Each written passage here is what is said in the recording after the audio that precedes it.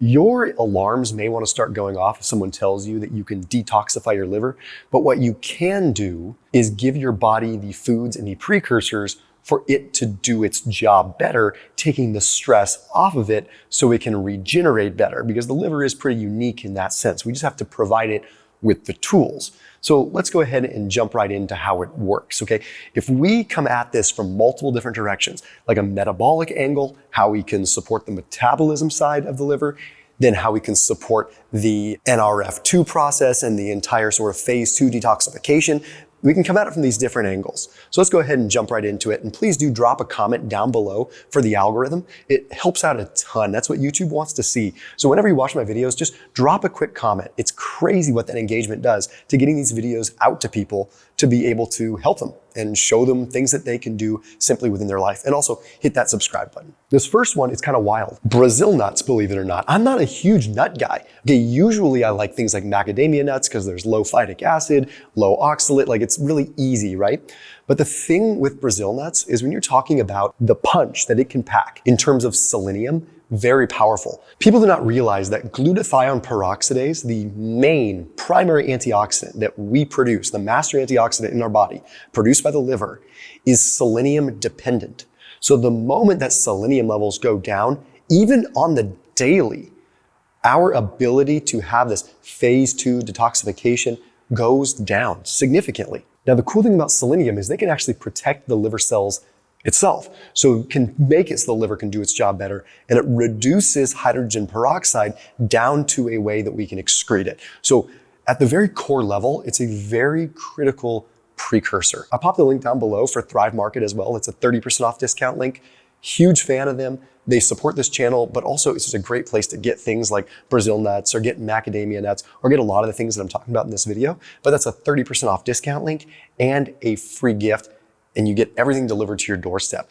Definitely recommend it for grocery shopping because it ends up being cheaper than the grocery store most of the time, especially with the way grocery prices are right now. So good quality stuff. Anyway, that link is down below. The next food is a really bizarre one that people would not think. Whey protein, in my opinion, is kind of a liver superfood, but this comes at it from a different angle. Whereas selenium, we were talking about the glutathione peroxidase angle. Here we're talking about the metabolic angle. See, we forget that the liver and the muscles store carbohydrates. The less muscle that we have, the more stress we ultimately can put on the liver in many ways, because the muscle becomes a metabolic sink. The muscle improves our metabolism. It improves our glucose tolerance. It improves our blood sugar. It improves our insulin dynamics because we have a bigger storage reservoir for glucose. The liver plays a huge role here. A lot of times we think that it's the pancreas, the pancreatic beta cells.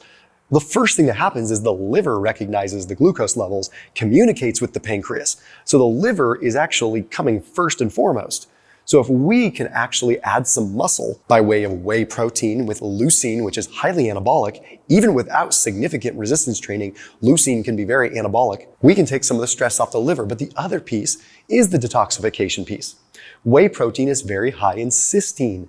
Cysteine is the precursor and is required for the formation of glutathione once again.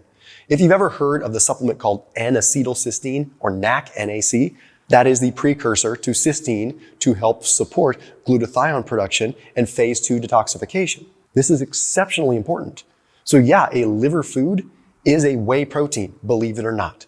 Now the next one is one that you've heard before, probably in different senses. Okay, turmeric or curcumin can be exceptionally powerful for anti-inflammatory mechanisms within the body, all kinds of things. But what about specifically with the liver? Well, here we turn to some recent evidence that's pretty cool. So this study was published in Molecules, and it was a rodent model study, but we have plenty of human model research on turmeric. Okay, there is over I think 3,500 different peer-reviewed studies on curcumin. Powerful stuff. But this study published in Molecules took a look at rodents, and it gave them either turmeric, curcumin, or placebo, or nothing in this case. And they exposed them to chronic pollution, air pollution, water pollution, just chronic concentrated environmental pollution in both acute settings and chronic settings. They found that the turmeric curcumin inhibited lipid peroxidation, meaning it stopped the oxidation of fats, which is one of the most horrible things we can do from an overall just oxidative stress standpoint. But it also inhibited what's called protein carbonylation. So that's like the oxidation and the breakdown of like the carbons and everything in protein. So we have this protection from environmental toxins. As we get older, that's probably one of the biggest things that's just wearing on us. We don't think about it because we're conscious of our day and what we're doing, but we are exposed to this stuff 24/7. And as we get older, we just have cumulative buildup. So it's pretty dang powerful. So a little bit of curcumin goes a long, long, long way. This next one is interesting because people these days aren't as keen on vegetables. Now, I don't say that in the sense that vegetables are bad, but I say that and people start to question things. They say, wait a minute, like beef has a lot of nutrition. I agree. Okay, then you have things like other animal-based sources of nutrients. Are we really getting much out of our plants? I would lean more towards fruit than I would vegetables, to be completely candid with you. But when you look at vegetables, really the ones that continue to float to the top are cruciferous vegetables. Okay, they have these things that are called glucosinolates in them. Okay, these are precursors to things like sulforaphane, to things like DIM, to things like IC3, indole-3 carbinol. What do these things do? Well, sulforaphane is one of the most powerful anti-inflammatory detoxification processes or compounds that we know of. Nothing is stronger at elevating or activating what's called the NRF2 pathway than sulforaphane. We've seen that with research. But the other piece is things like diindole methane, IC3. These metabolize excess estrogens, okay, toxic estrogens, the hydroxyestrogens that can be problematic and cause hormonal issues. This is a real thing.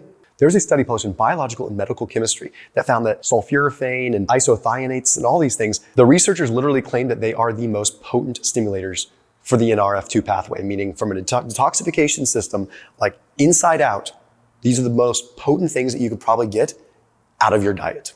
The next one is one that I talk about quite frequently, but it's good old-fashioned green tea. Green tea, believe it or not, has some evidence for it in terms of anti-fibrotic. Okay, now we've seen this evidence with lung scarring, which is fascinating. I'll talk about that in another video, where it actually can help reduce the amount of collagen formation in the lungs. When you're talking about like exposure to chronic things, that's pretty darn cool. But because it's so powerful as an antioxidant and so powerful for excess collagen formation and kind of blocking that, it can act as an anti-fibrotic for the liver. As we get older, once again, it's like sort of the stages of like a liver disease can be things like just inflammation, then you move into non-alcoholic fatty liver disease, then you move into more severe steatosis, and then finally like fibrosis, right? But as we get older, we might have certain levels of liver scarring that just occur that we're unaware of. And if you consume things like green tea on the regular, there's good evidence as an anti-fibrotic that it might help reduce some of that collagen formation in the actual liver itself, which makes it fascinating as a protective compound. It doesn't mean that you drink green tea and you're magically going to live forever and your liver's not going to get damaged, but you do have a protective component, especially when combined with these other things, makes it fascinating. The next one is cinnamon. Ceylon cinnamon has some really potent effects. I'm going to jump right to the chase here. With Ceylon cinnamon, it is an insulin mimetic, which means that it mimics the effects of insulin and allows glucose to get into the cell easier. This takes stress off the liver from a metabolic side of things. It's pretty darn powerful, right? So you're being able to allow glucose into the cell without the presence of insulin, taking stress off the pancreas, which takes stress off the liver. Now, it also helps with what's called GLUT4 translocation, which means it also directly helps glucose get into the cell via the normal pathway. It's helping make it so that the pancreatic beta cells don't have to produce as much insulin, so that the liver cells can soak up more glucose. You're less ultimately insulin resistant in many ways. And adding it just to a little bit of fruit, or adding it to your carbohydrates, adding it to some sweet treat that you would normally have, can make a pretty significant difference. Now, the last food that I want to mention is liver for liver. Now, I don't necessarily buy into all the stuff about consuming a particular organ for the nutrition for that organ, right? I don't necessarily want to say, eat heart for your heart, eat lung for your lung. But when you look at liver being one of the most nutrient-dense foods that you can consume, you only need an ounce or so of this stuff like once a week. And you can get it in liver organ capsules, right? You're talking vitamin A, you're talking many different minerals that can support overall health, but ultimately provide what you need for the liver to do its job as well. So I didn't want to leave that one out because I do feel like liver, whether it's dehydrated or a capsule or fresh liver, is hugely beneficial. And if you're not someone that eats a lot of meat, that's kind of a benefit. You could consume more fish, you could consume more chicken, and just have a little bit of beef liver, and you can get a lot done. So as always, keep it locked in here on my channel. See you tomorrow.